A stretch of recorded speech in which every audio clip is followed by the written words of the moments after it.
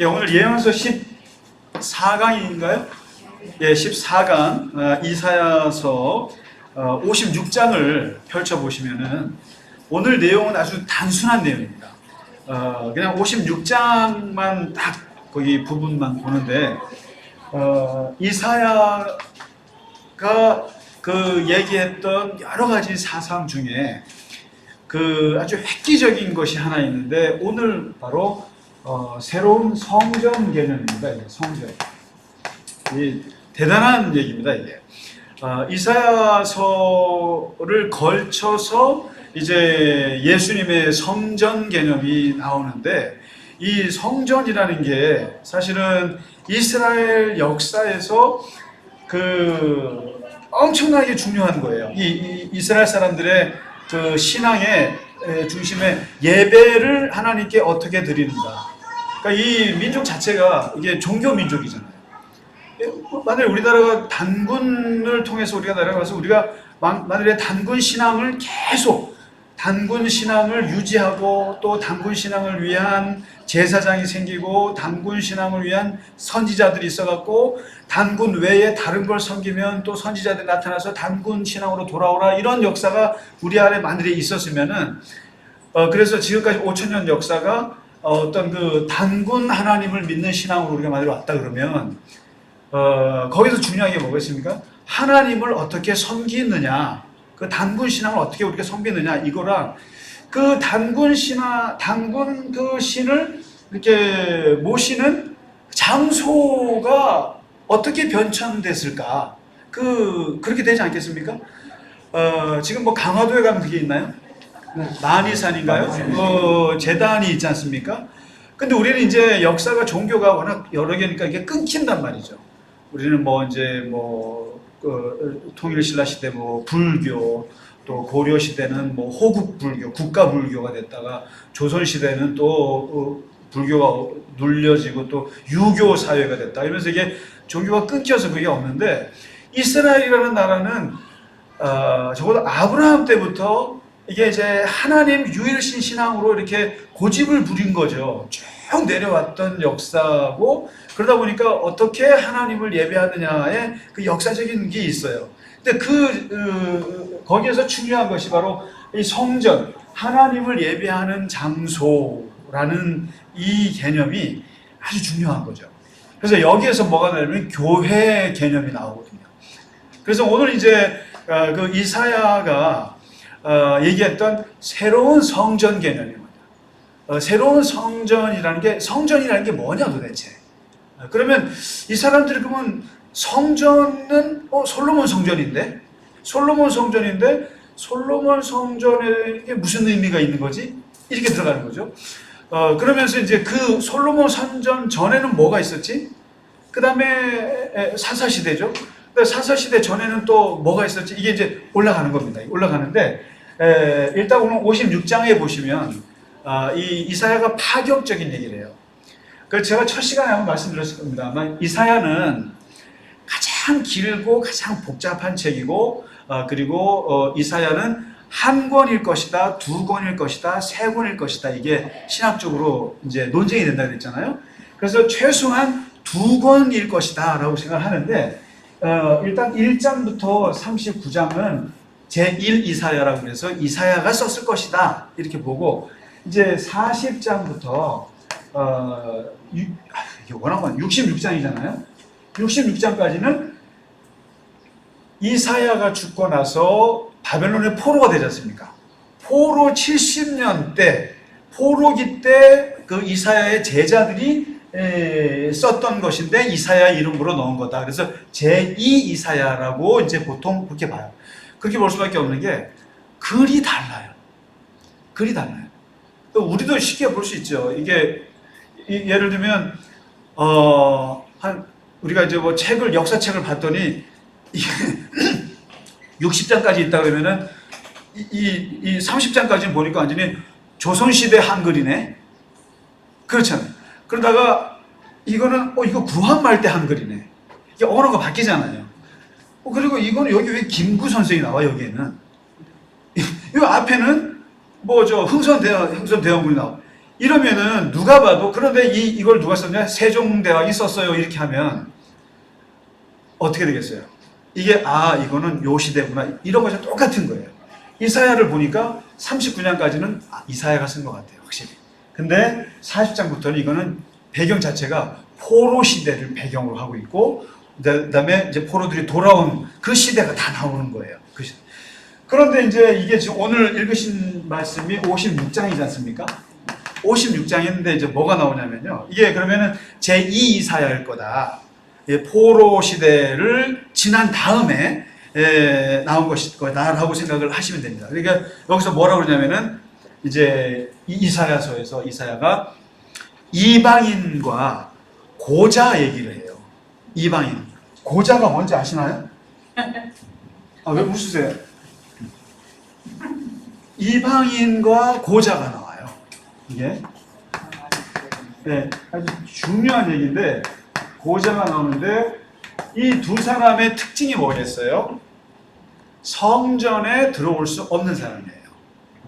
고자 장애인, 그 다음에 이방인, 절대 못 들어오는. 성전에서 기본적으로 율법에서 금하는 자들이에요. 이게 금하는 자들이고, 이런 사람들은 성전에서도 보면 뭐 이방인의 뜻, 그 절대로 성소에 들어가서 예배 못하는 사람들이 이방인과 고자거든요.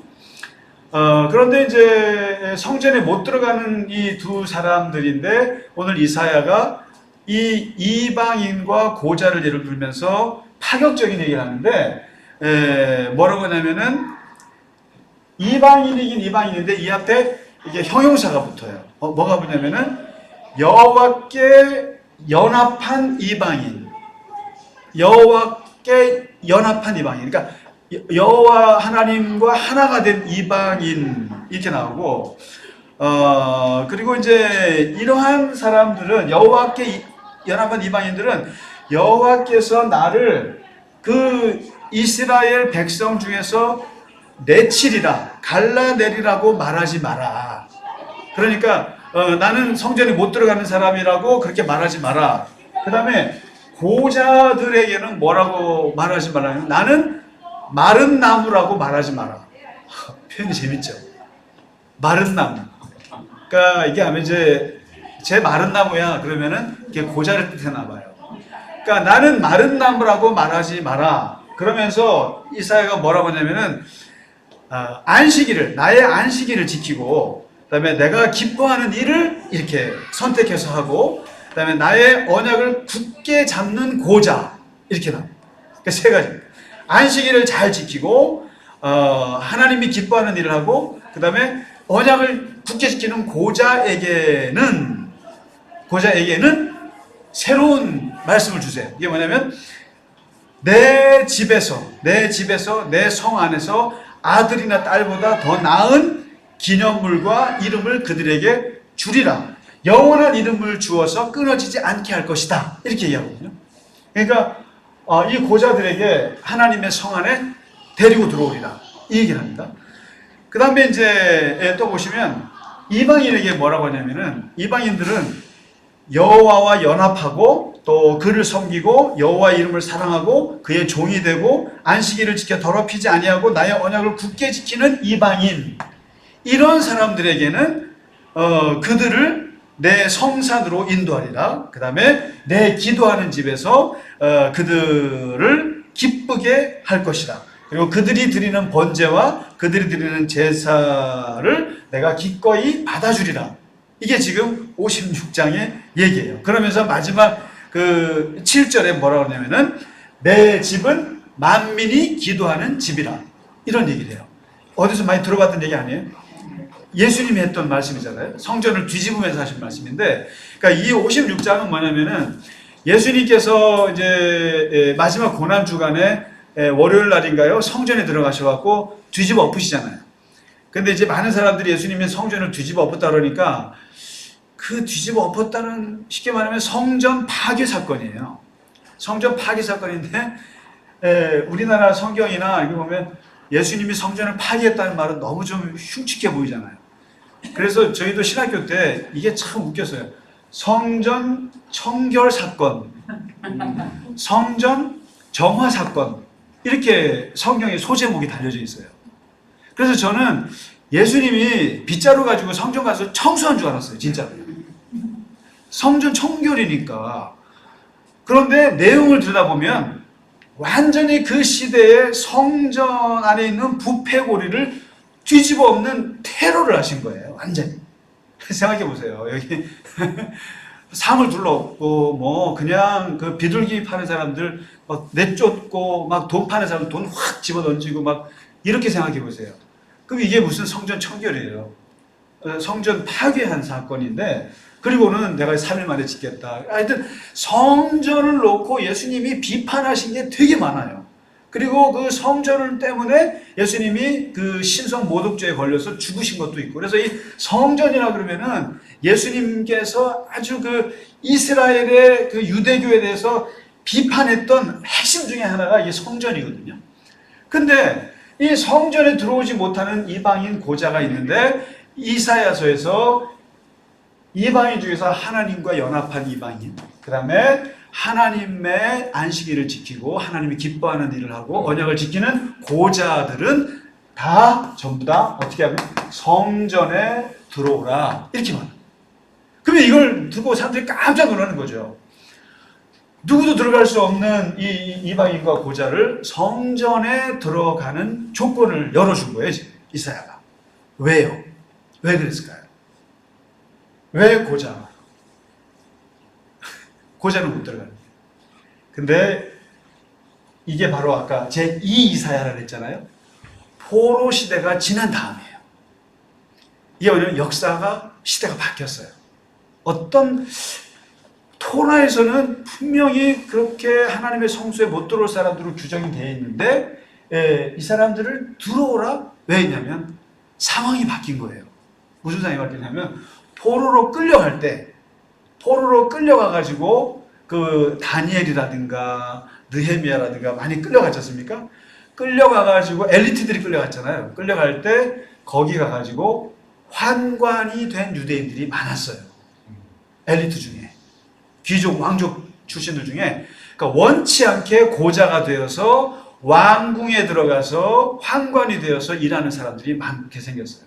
그럼 그 사람들이 고자가 되었으니까 성전에도 못 들어가고 그럼 신앙을 잃어버렸느냐? 아니에요. 이스라엘 역사에서 가장 신앙이 깊어졌던 때가 뭐냐면 바벨론 포로 역사 때예요. 나라를 잃어버렸을 때. 그리고 그때 이제 막 성경 만들고 편집하고 그때 유대인이라는 말이 처음 나왔어요. 그래서 유대인은 여러분 아브라함 때 이걸 유대인이라고 하지 않고요. 유대인이라는 말, 주스라는 말 있죠. 그 말은 포로 시대 때 나온 말인데 아무튼 이때에 원치 않게 고자가 된 유대인들이 있었고 그리고 이제 여기에 이방인들이 이제 국제 경험을 해보니까 이 사람들이 바벨론에 가서 국제 경험을 하니까 이방인이라고 해서 나쁜 사람들이고 지옥 갈 사람들이 아니라는 경험을 하게 되죠. 이게 눈이 열리기 시작합니다. 그러면서 이제 이사야서에서 뭐냐면 성전에 들어올 사람들이 이방인이나 고자를 금지할 것이 아니라 하나님과 연합한 이방인이나 하나님의 언약을 지키는 고자들은 하나님의 성전에 들어오게 되리라. 이러면서 자격 조건을 확 열어버린 거예요. 지금. 그래서 새로운 성전, 그러면서 이제 성전에는 누가 들어오느냐? 누가 들어올 수 있느냐? 이방인은 절대 안 되는 거였는데 이방인도 열어주고 고자는 못 들어오는데 고자도 들어오는 곳으로 지금 새롭게 이사야서가 도전하고 있는 거예요. 성전 개념을. 그러면서 이제 그러면 성전이라는 데는 뭐 하는 곳이냐라는 거예요. 성전이라는 것은 뭐 하는 곳이냐라고 했더니 성전은 두 가지 얘기를 합니다. 이게 아주 예수님에게 아주 인사이트를 줬던 개념이에요. 성전은 만민이 뭐 하는 집이요? 식사하는 집? 김밥 먹는 집? 만민이 기도하는 집 이렇게 얘기합니다. 이게 이사야가 새롭게 내놓는 성전 개념입니다. 그러니까 성전에는 누가 들어오냐? 만민이 들어오는 것이다. 만민이. 그래서 이것 때문에 교회는 아까 우리가 그랬잖아요. 그 제임스 던 교수가 말했던 것처럼 교회는 이 언어와 문화와 여러의 다양성 때문에 다양성이라는 건 초대 교회가 생기면서부터 생긴 운명 같은 거거든요. 누구나 들어오는 곳이기 때문에 거기에서 항상 분파주의나 분열의 위험도는 항상 있게 마련이다. 이제 얘기됐잖아요. 그런 것처럼 이 옛날에는 성전에 누가 들어오냐면 이스라엘 남자들만. 이스라엘 여자도 못 들어갔잖아요. 그러니까 이스라엘 그것도 아프지 않은 남자들만 이게 성전인데 이게 만민으로 확대가 된 거죠. 만민. 그 다음에 그러면 성전에서는 뭐 하는 곳이냐? 희생 제사 드리고 제사 드리는 곳이다. 그런데 이사야는 기도라는 걸로 확 넓혀버렸어요. 기도 속에는 제사도 있고 마음의 제사도 있고 내면의 제사도 있고 다 이게 기도가 포함하잖아요. 그래서 이 이사야가 이 성전 개념을 확 넓혀져 버린 거예요. 지금 넓혀져 버렸는데 이렇게 파격적인 이 개념을 하고 했기 때문에 여기에서 사실은 기독교의 교회 개념이 나오는 거죠. 그 화면 안으로 들어오라는데 좀 나가고 싶은데 잠깐만 자꾸 이쪽으로 나간다고. 아유 부담스러워. 어디까지 얘기했더라? 네. 이제 밥 먹고 이게 졸리니까요. 저도 자꾸 목소리가 커져요. 안 졸려고. 눈 꺼부려고 하는데. 왜 이게 중요하냐면요. 여기에서 기독교 교회 개념이 나오기 때문에 그래요. 성전 개념이. 성전 개념. 여러분, 교회에도 누가 들어올 수 있습니까? 만민이 들어오는 곳이죠. 그 다음에 교회에서 하는 행위가 기도. 기도라는 게 예배 행위거든요. 하나님께 어떻게 예배하고 하나님께 나아가느냐, 이거. 그래서 이게 교회 개념인지, 근데 이사야가 이제 처음 얘기한 건데, 이게. 그러니까, 그럼 도대체 이스라엘 사람들은 그 하나님을 섬기는 방식이 어떻게 변해왔는가? 한번 궁금하지 않으세요? 그러니까, 한번 창세기부터 간단히 보면 이 시대가 있어요. 우리가 예를 들면 고려 시대는 뭐였고, 조선 시대는 뭐였고, 뭐 이렇게 나눌 수 있듯이, 아브라함 때는 개인 제단의 시대가 있었어요. 하나님께 나아가는 방식이 제단 예배가 있었어요. 그래서 이게 이제 누가 들으면 아브라함이 포함이 되고 이삭이나 야곱 같은 사람들 창세기에 족장들이 했던 예배가 개인 제단이에요. 그러니까 뭐 야곱이 길을 가다가 베델에서 단을 쌓고 거기서 기도했죠. 이게 성전이 없었을 때니까 때는 다 개인적으로 하나님께 이제 했죠. 그러다가 이게 조금 발전하게 광야 시대, 모세 시대 와서 무슨 시대가 열리냐면은 성막 시대가 열려요. 기억나시죠? 성막 시대가 열리는데 이제 이때부터는 뭐냐면 하나님이 모세만 만나 주셨거든요. 처음에. 하나님하고 그나마 말이 되는 사람이 모세밖에 없었던 거예요. 영적으로나 모든 면에서. 그러니까 하나님은 거룩하신 분이기 때문에 아무나 안 만나고 인간은 죄인이기 때문에 안 만나주는데 모세만 맨날 만나고 모세를 통해서만 하다가 하나님께서 크게 결단하신 게 뭐냐면은 내가 땅으로 내려가서 모세 외에 너네들도 만나주겠다라고 결단하신 거예요. 출애굽기 19장 정도에. 만나기로 하고 나서는 그런데 그냥 만날 수는 없지. 조건이 있어. 그게 바로 뭐냐면 성막이라. 하나님과 인간이 만나는 그것을 중재하는 곳이 이게 성막인데 그 성막을 어떻게 지을 것이냐. 그래서 이제 그 출애굽기 후반부에 성막이 나오잖아요. 근데 이 성막에서 하나님이 만나 주시는데 여기에는 제사법이 나오죠.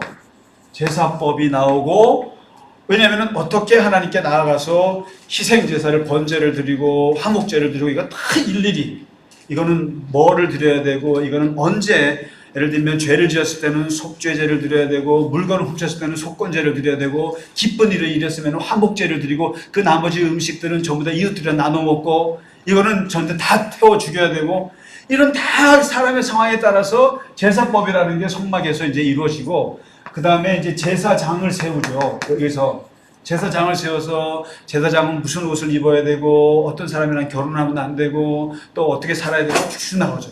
그다음에 윤리가 나오죠. 윤리 어떻게 살아야 되고 이런 것들이 쭉 나오면서 성막을 중심으로 하나님을 예배하는 시대가 있었죠. 그래서 이러다가 이 누굽니까?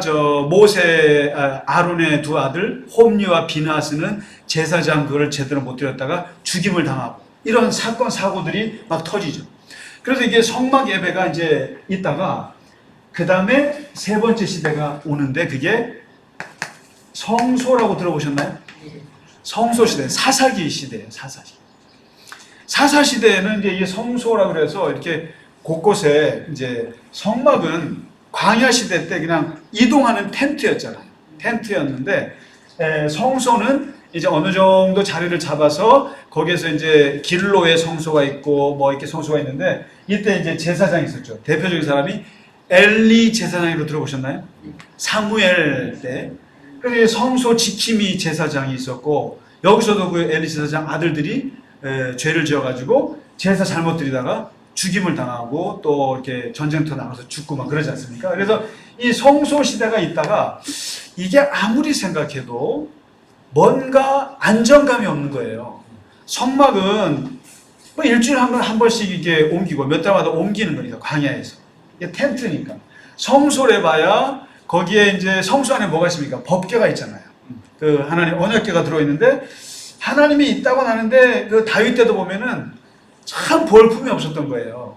그래서 다윗이 뭐라고 그럽니까? 어느 정도 왕자가 자리에 잡히니까 이거 내 옥좌는 너무너무 화려한데 저 성소에 계신 하나님은 너무 초라하니까 내가 집을 하나 지어드려야겠다 뭐 그런 적도 있었잖아요. 그만큼 성소는 좀 부실했었던 거예요. 그러다가 다윗 때부터 계획을 잡은 거예요. 사실은 내가 성전을 지어드려야 되는데 하나님 집을 좀 지어드려야 되는데 하고 이제 건의했다가 나단 선지자가 너 안 돼 그랬잖아요. 왜 그랬습니까? 다윗은 피를 많이 흘렸어요. 그래서 네 피를 흘린 손으로 하나님의 성전을 지을 수는 없어. 대신 너가 성전을 좀 준비해. 돈도 준비하고 토목도 준비하고 다 사전 준비는 다 해요. 그래 놓고 누가 짓습니까? 드디어 4번, 5번이죠. 5번 시대. 이거 솔로몬이라고 해야 돼요. 솔로몬 성전 시대가 와요. 이때부터 이게 예루살렘에 성전이 지어지고 거기에 모든 이스라엘의 예배는 예루살렘 성전에서 드려요. 그리고 여기에 법궤가 모셔지고 그리고 모든 제사장들은 예루살렘에 모여서 그 성전에서 그러면서 이때부터 쉽게 말하면은 성전이 이제 국가 종교의 성전이 된 거예요.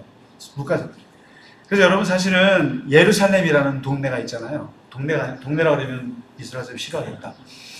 예루살렘은 사실상 예루살렘 성을 다른 말로 뭐라고 하는지 아세요? 예루살렘 성을 거룩한 성. 역시 죄송합니다. 이게 알 수 없는 걸 여쭤봐서 다윗성이라고 해요.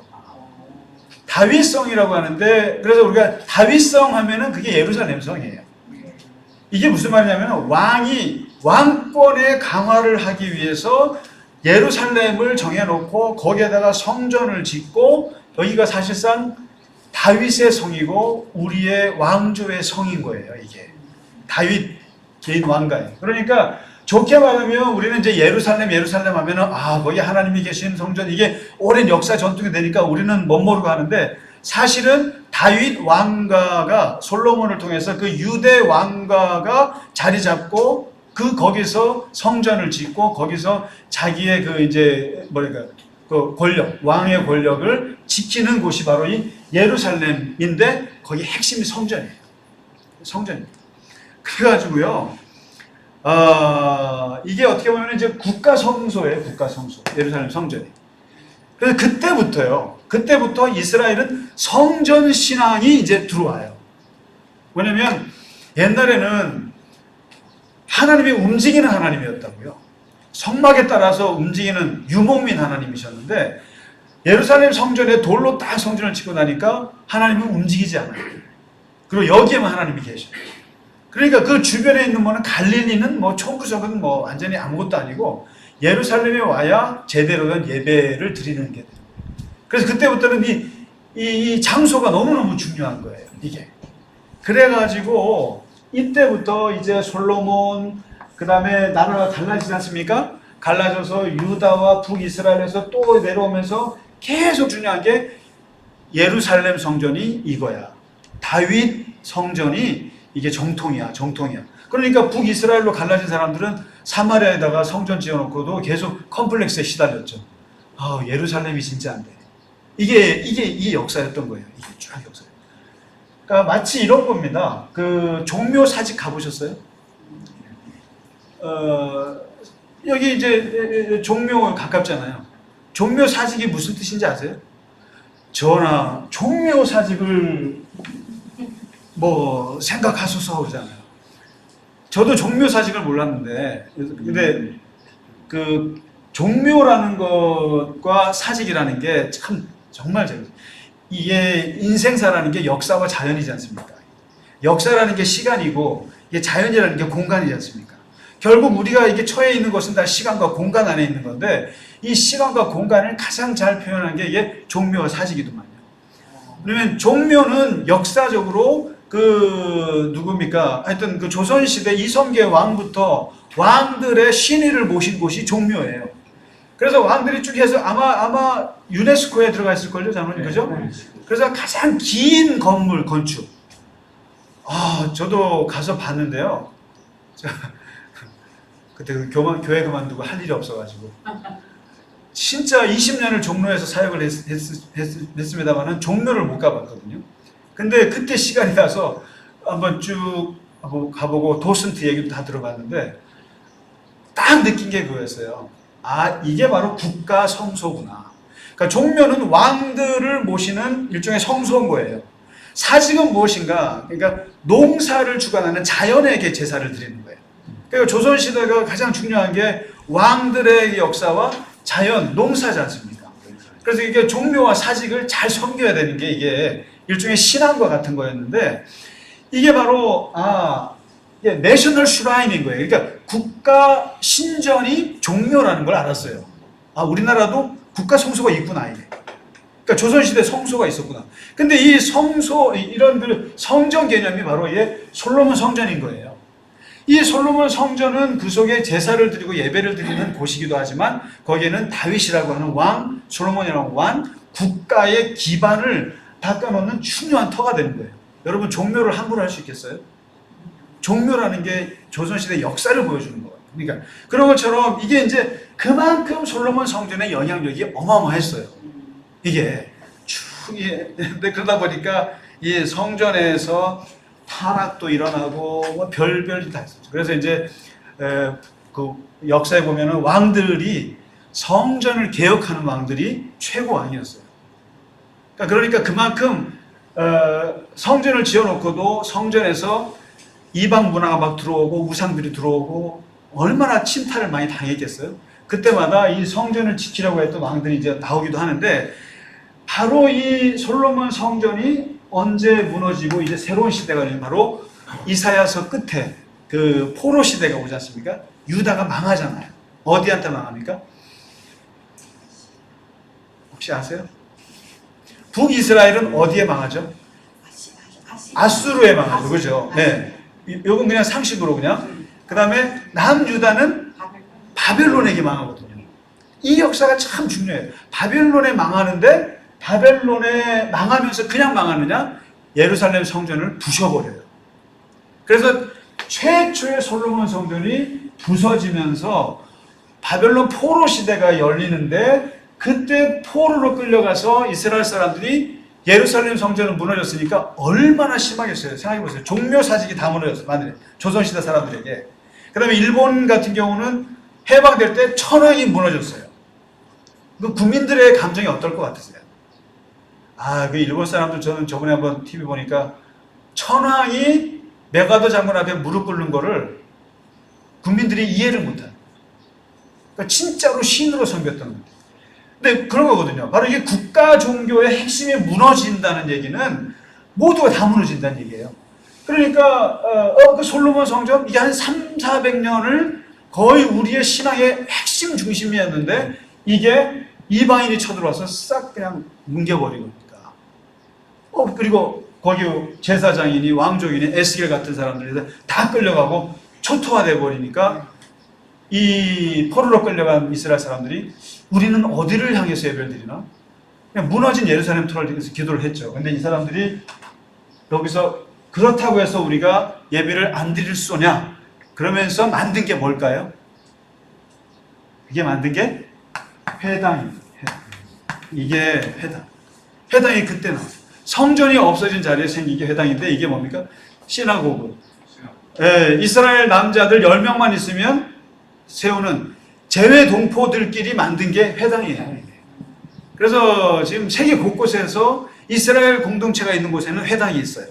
그리고 이 회당은 단순히 율법을 가르치고 예배만 드리는 것이 아니라 여기서 뭐 하죠? 제가 저 샌프란시스코에 있는 회당, JWCC인가? JCC, Jewish Community Center, 뭐 그런 데 가보면 거기 수영장도 있고, 도서관도 있고, 자기네들 위해서 다 도와주는, 이런 회당이 그런 기능을 하죠. 여기에서 이제 나온 게 바로 교회입니다. 교회. 이렇게. 그러면은 지금 성전을 왜 얘기하냐면 교회의 근본이 되기 때문에 그런 거거든요. 그래서 이제 이게, 그래서 이 성전이 무너지고, 그리고 이제 제2 성전을 또 짓죠. 느헤미야가 와갖고. 그리고 그게 또 무너지죠. 그리고 세 번째 지은 사람이 누구냐면은 예수님 때 헤롯이 또 지어줬죠. 그리고 지금요, 지금 일어나고 있는 이스라엘의 재미있는 현상 중에 하나가 뭔지 아세요? 아주 보수적인 유대인들 그룹에서 생겨나는 모금 운동이 있는데 그게 뭐냐면 제3의 성전을 짓는다. 와, 제가 아는 그 김종철 감독이라고 이스라엘에 아주 푹 빠지신 감독님 계신데 그분이 한 다큐멘터리 영화를 봤는데요. 그러니까 다윗과 솔로몬 때 지었던 그때의 비파, 성가대, 그 다음에 제사 방식, 그때 쓰였던 무슨 뭐 여러 가지 예배 그 물건들 있잖아요. 그걸 지금 그분들이 다 만들고 있어요. 만들어가지고 이거 이제 제3 예루살렘 성전을 짓겠다. 그 말은 무슨 말이에요? 3차 대전을 하겠다는 얘기. 종교 전쟁을 일으키겠다는 얘기. 그러니까 보수적인 사람들이 하는 거예요. 그래서 우리가 그때 다윗 때 솔로몬 때 예배를 재현하겠다. 그러면 이제 이슬람과 전쟁이 나는 거죠. 여러분 예루살렘 성전에 뭐가 있습니까? 모스크가 있잖아요. 네. 아유, 저도 이번에 한번 주일날 들어가려 했더니 못 들어오게 하더라고요. 못 들어오게. 그러니까 그만큼 이 성전에 대해서 이스라엘 사람들이 갖고 있는 이게 엄청나요. 엄청난데 이거를 지금 이사야가 확 깨는 거예요, 지금. 성전이 뭐냐 도대체. 성전에 누가 들어오냐? 만민이 들어오는 곳이다. 만민이 들어오는 곳이다. 그리고 고작은 누구든 다 들어오는데 와서 기도하는 곳이다 라고 얘기하니까 깜짝 놀라는 거예요. 성전이 그런 곳이었나? 이렇게 이제 하는 거죠. 그리고 이거를 예수님께서 받으셔가지고 내 집은 만민이 기도하는 집이다. 이사야의 말을 끄져드렸고 이거를 초대교회가 이제 받아서 교회라고 할 때는 이제 이 교회는 성전이 아니다라고. 이제 우리가 다음 주쯤에 한번 이제 스테반의 설교를 들어보시면 나올 거예요. 아주 철저한 성전 폐기주의자예요. 그 스테반의 설교가. 그리고 이 초대교회에서는 이제 진짜 하나님의 집은 그 교회라고 하는 것은 성전이 아니라 그리스도의 백성이고 또 그리스도의 신부고 그다음에 성령이 거하는 전이고 이렇게 표현하면서 성전이 어디로 들어오냐면은 우리의 몸속으로 들어옵니다. 몸에 들어와요. 그래서 이게 기독교의 성전 개념은 완전히 이사야를 넘어서 파격적으로 바뀌어요. 성전은 어디 있습니까? 내 마음에 있어요. 내 몸뚱아리가 성전이고 내 내면의 것이 성전이다. 걸어다니는 성전이다. 이게 바울의 얘기예요. 이렇게. 그러니까 이제 이거를 모르면 이러한 그 성전의 신학의 역사를 모르면 어떤 일이 벌어지냐면은 큰 교회에 예배실들이 있지 않습니까? 그 예배실 이름이 뭐라고 되어 있어요? 바울 성전, 베드로 성전, 예루살렘 성전 들어보셨어요? 그거는 바로 이러한 그 성전 신학의 변화를 몰라서 하는, 죄송해요, 무식한 얘기예요. 교회 안에다가 건물 이름을 무슨 성전이라 쓰면 안 되는 거예요.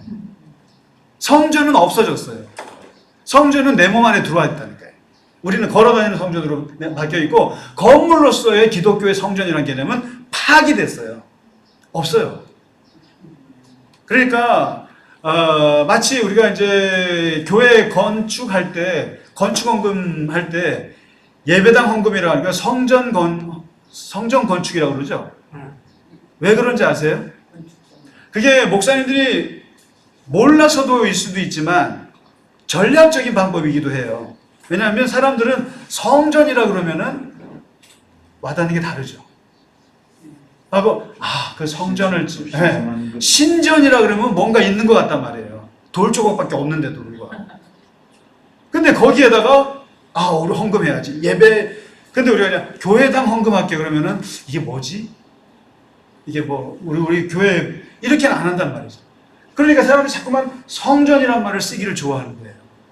그렇게 쓰면 뭔가 있어 보인단 말이에요. 그걸 누가 노렸느냐? 이런 성전이에요. 그러니까 솔로몬 성전은 어떻게 보면 이 성막부터 시작된 것들이 쭉 발전된 결정판이지만 결정적으로 유대교 신앙을 부패시킨 것이 성전이에요, 이게. 네. 왜 하나님을 딱 돌 집에다 가두어 버린 거예요. 그래서 실제로 다윗이 성전을 짓겠다고 그럴 때 나단을 통해서 하나님이 아주 비판하신 내용이 그거죠. 내가 언제 집 지어달라 그랬니? 내가 언제 너한테 집 지어달라 그랬니? 그리고 나는 벌써 텐트에서 살아온 지 500년 됐어. 광야 시대 때부터 나는 텐트에서 살았어. 그런데 내가 텐트에서 살 때 내가 텐트 좁다고 말한 적이 있었어? 보세요. 한번 나단 선지자를 통해서 하는 말을 들어보세요. 건방지 소리 하지 마. 그러나 결국 솔로몬이 성전을 지었죠. 그럼 이게 하나님을 위한 것인가? 아니라는 거예요. 왕의 권력을 위해서는 이렇게 하는 거예요. 왕의 권력을 위해서.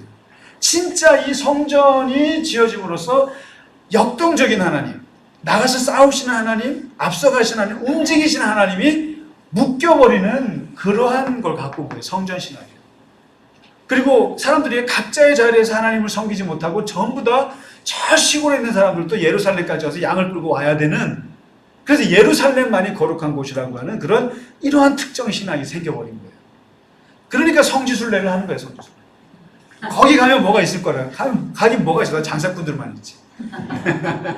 별거 없는 거예요. 무슨 건물에 근데 이거는 이런 거예요. 그래서 이거를 깬 게 누구냐? 1번 타자가 이사야가 만민이 기도하는 곳이면 그게 성전이다라는 거예요. 그렇잖아요. 그것이 예루살렘 성전이 아니더라도 만민이 기도하는 곳이면 성전인 것이고, 그 다음에 기독교는 그 성전은 내 몸 안에 들어왔다라고. 그래서 이제 내가 처한 곳에서 예배 드리면 그게 성전이다. 성전이다. 그래서 절대로 기독교는 이런 성전에 대해서, 성전 신학에 대해서 비판적 생각을 가지고 있다라는 것을 아시면 좋겠습니다. 자, 여기까지만 하겠습니다. 졸릴 텐데. 네. 질문 하나만 하고 마치겠습니다. 네. 질문 소감 있으시거나. 네. 장로님 말씀하신 마이크 잘 들어오시죠? 성전이 그렇습니다, 이게. 그러니까 진짜 한국 교회 신학의 그 문제점 중에 하나가 성전 신학이에요. 성전 신학이에요. 건물만 지으면 다 성전이래, 성전. 그러면 기독교 신앙을 뭐하러 가져요? 유대교로 돌아가지. 그것도 저 솔로몬 시대. 그럼 뭐 있어 보이긴 하죠. 사실 솔직히 말씀드리면 저도요, 뭔가 건물이 좀 이렇게 하면 좋을 것 같긴 해. 뭔가 이렇게 촛불 켜놓고 햇빛 싹 들어오고, 안도 다다온가? 그런 사람들이 그냥 빛의 교회 쫙 디자인해갖고 맛있게 지어놓고 거기서 뭐가 주님이 오실 것 같긴 해요. 그러면 좋죠. 그러나 성전이 사실 그런 게 있거든요. 물론 다른 이방 종교들에 비해서 예루살렘 성전은 초라했습니다. 분명히 초라했어요. 아니 파르테논 신전이나 어마어마했지 않습니까? 그런 거 비하면 예루살렘 성전은 초라했지만 그러나 그걸 따라하려고 했다는. 그러나 그걸 완전히 박살을 낸 게 기독교예요. 무슨 성전이야? 성전이 이런. 그러니까 그거에 이사야가 단초를 줬다. 알겠습니다. 네. 질문 없으시죠? 네, 장로님. 질문은 아니고 네네. 장로님 질문을 받아야 뭐 끝날 것 같아요. 저 의견을 조금 좀 개진하고 싶습니다. 예. 우리나라에서 가장 많이 쓰이는 용어 중에 하나가 센터입니다. 네, 센터. 동해사무소도 센터라고 그래. 맞아. 행정복지센터라고 그러는데 이 말이 정말 모 교단에서 무슨 베드로 성전 하듯이 그렇게 쓰여지는데 이런 것들이 정말 그 언어의 사용이라는 게 굉장히 신중해야 되는데 이것이 너무 그냥 겉핥기로 유행을 따라가는 그런 풍조가 많이 있다고 생각하는데 지금 그 센터라는 말이 제 기억으로는 제일 유행을 시킨 게 뉴욕에 있는 그 무슨 무역센터? 무역 야, 록펠러 센터. 록펠러 센터 이전에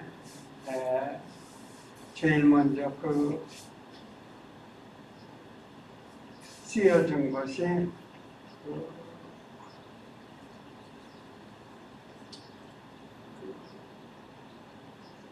이제 쓰여진 것이 주이시 커뮤니티 센터라고 하는 그런 JCC. 거에서부터 네. 모든 공연장 이런 것들이 센터라고 하는 이름을 다 붙이게 된 거에서부터 이렇게 그 시작이 된 거라고 그렇게 생각합니다.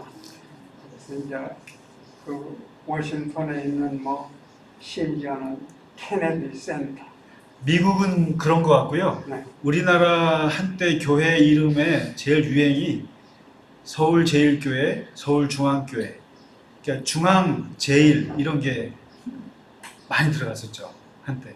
지금도 뭐 그런 이름 많죠. 네.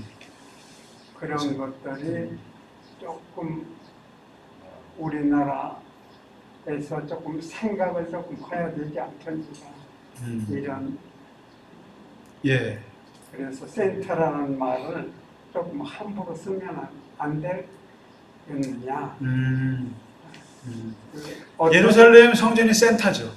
예, 센터였고 그게 어떻게 보면은 유대인들의 이 자기네 그 신앙을 지키는 좋은 방법이기도 했지만 이게 나중에는 결국은 퍼져나가는 데 있어서는 한계가 있었고 결국은 하나님이 그걸 또 무너뜨리셨고 역사적으로.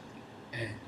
그러면서 이게 기독교가 퍼져나가고 하는 것이 결국 뭔가 중심이 있다라는 게 그게 좋은 면도 있는 것 같지만 그게 결국에는 문제가 되는 거죠. 예. 사실은 예루살렘 성전이 대표적으로 그렇게. 예. 그래서 오늘은 그 이사야의 새로운 성전 개념을 공부했습니다. 수고 많으셨습니다. 감사합니다.